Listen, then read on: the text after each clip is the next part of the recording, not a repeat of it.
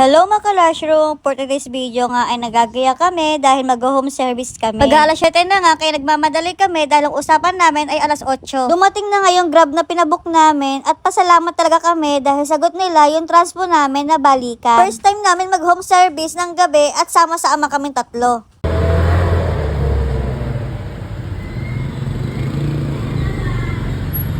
Dito nga pala kami mag-home service sa Marriott Hotel. Ang syala, di ba?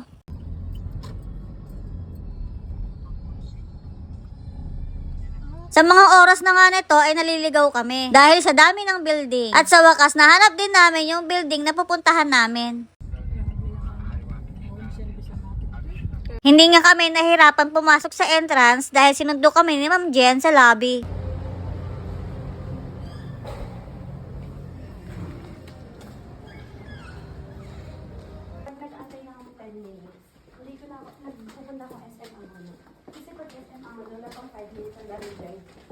Sa mga oras na nga na to, inaayos namin yung ilaw namin at si Lisa ay nagsisimula na mag-nails. Dahil nga ang gagawin namin ay 2 lashes at 2 nails.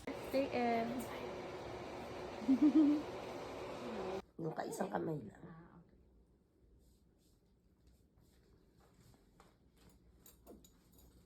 Sa mga oras na nga na ito ay nagliligpit na kami para umuwi. Sobrang busy ay hindi na nga ako nakapag-video. Itong naka-vlog ay client namin. Siya yung nag-recommend sa amin. Sa kanyang tita at sa kanyang pinsan na galing sa ibang bansa. Anyway, andito na nga kami sa lobby dahil naantay namin yung pinabook naming Grab. At sa wakas, dumating na rin yung Grab na pinabook namin. Kinakabahan nga kami dito dahil 1 AM ng madaling araw wala nang tumanggap ng aming booking.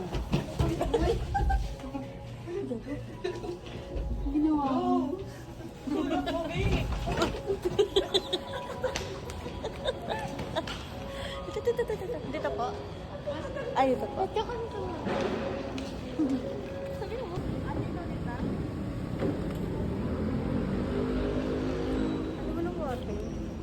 Wala tayong tubig.